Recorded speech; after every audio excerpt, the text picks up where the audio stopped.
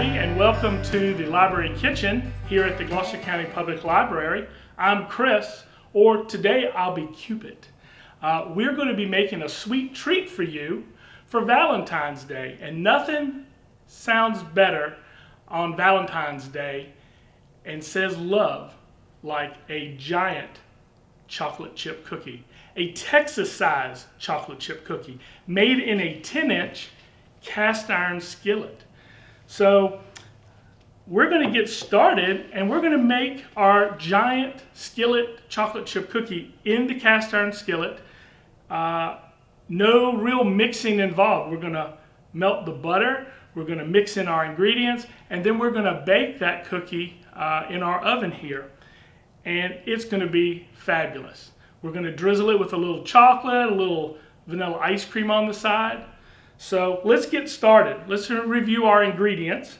It's going to be 10 tablespoons of salted butter.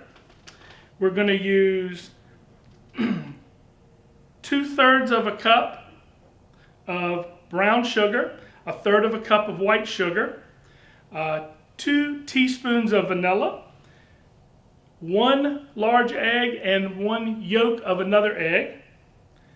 We're going to use 1 3/4 cup of all-purpose flour, a 1/2 teaspoon of baking soda, a 1/4 teaspoon of baking powder, and a 1/4 teaspoon of salt, and 1 cup of semi-sweet chocolate chips.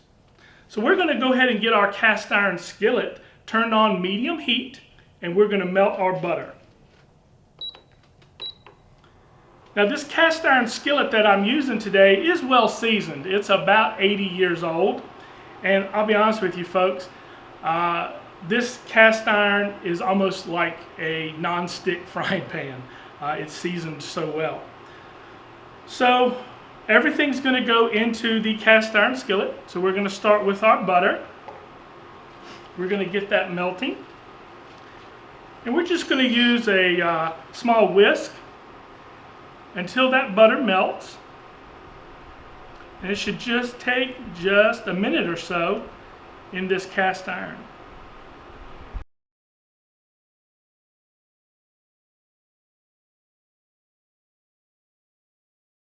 All right, to our melted butter, we're going to add our brown sugar and our white sugar.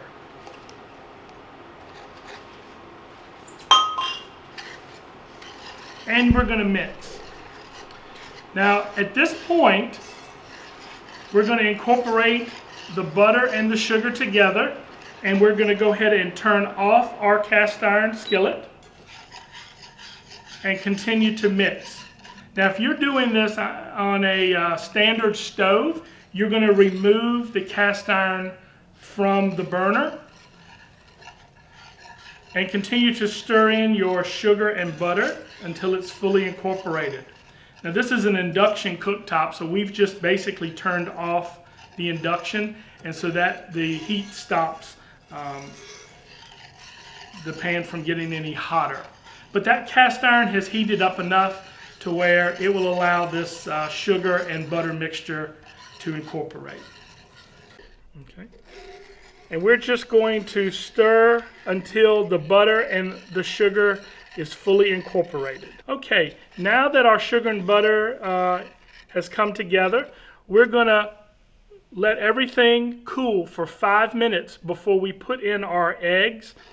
The issue is if you put in eggs into a hot mixture, you could get scrambled eggs. So we're going to wait for 5 minutes and come back and add our eggs. All right, we've let our cast iron skillet rest for 5 minutes to cool before we put our eggs in. So the next ingredient is the vanilla, and we're going to give it a quick whisk into our mixture. Just incorporate that vanilla into the sugars and the butter. And then next we're going to add in our 2 eggs. Remember, this is 1 whole egg and then the yolk of another egg. So once you pour that in, use your spatula and fully incorporate these eggs into the sugar butter mixture. It just might take just about 20 to 30 seconds until you see the egg fully dissolve into that sugar and butter. So vigorously whisk, incorporate that egg.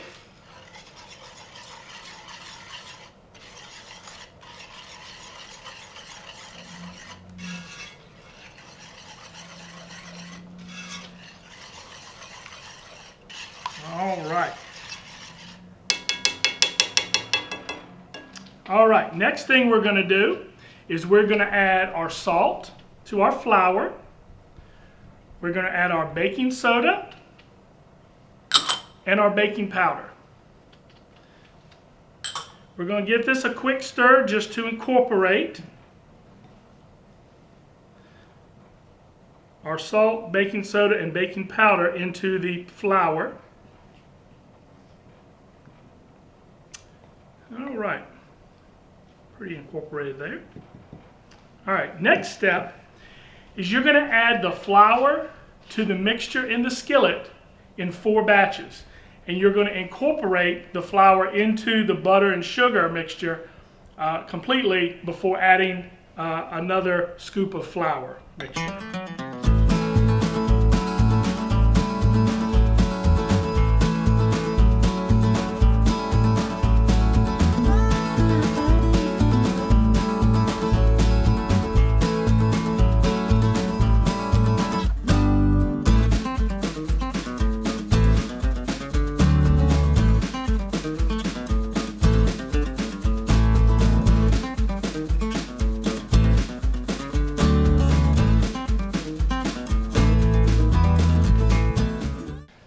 Right, so we're going with our last batch of flour mixture into the skillet.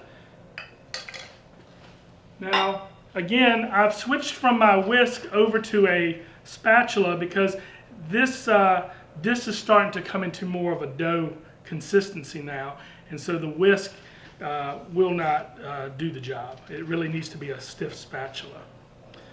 So as you can see, our mixture is coming together into more of a dough consistency. And once we incorporate all this flour into the dough mixture, we'll add the chocolate chips. Now you can add any kind of chocolate chips you like. I tend to go with a semi-sweet chip for this recipe, but you could use milk chocolate or bittersweet. I will say I use Granulated chocolate for when I make chocolate chip cookies or brownies. I just tend to like Granulated. And about another 10 or 15 seconds worth of stirring here. And I think our cookie batter has come together. So now we're going to add in our chocolate chips and mix those in.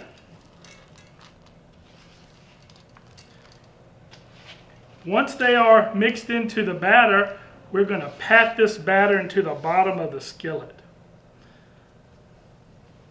And you can see this has now turned into a stiff cookie dough right here in the cast iron skillet. So we're going to pat this dough out into a cookie, even layer. And we have set our oven at 350 degrees. And this cookie is going to go into that oven for about 25 minutes. Once it comes out of the oven after 25 minutes, we're going to set it on the counter on a cooling rack or on a hot mat because this cast iron skillet will be screaming hot. So don't touch it, pull it out of your oven, set it on the counter, and wait 1 hour. You can then cut that cookie and serve it with some ice cream and some chocolate sauce. So let's go ahead and pop this in the oven for 25 minutes. And by the magic of television, I made a cookie this morning before coming to the library. So I've got one to show you, and we'll cut into that. So we're going to pop this into our oven.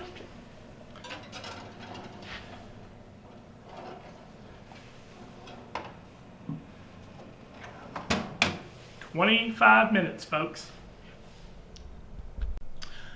So our cookie is in the oven for the next 25 minutes, but I've made one already this morning, and so it has already cooled. So we're going to go ahead and show you what this cookie looks like. And I'll just say this, nothing says love on Valentine's Day like a giant chocolate chip cookie. And I bet you, if you made this for your Valentine, you're sure to get a little kissy on the cheek. So let's cut into this cookie.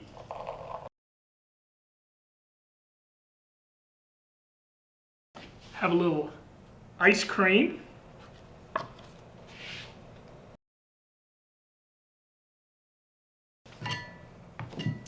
And a little chocolate drizzle.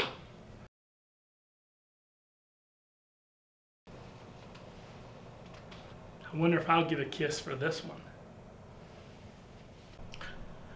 So, your Valentine's Day dessert, and guess what? I got a kiss. Enjoy from the library kitchen. Happy Valentine's Day.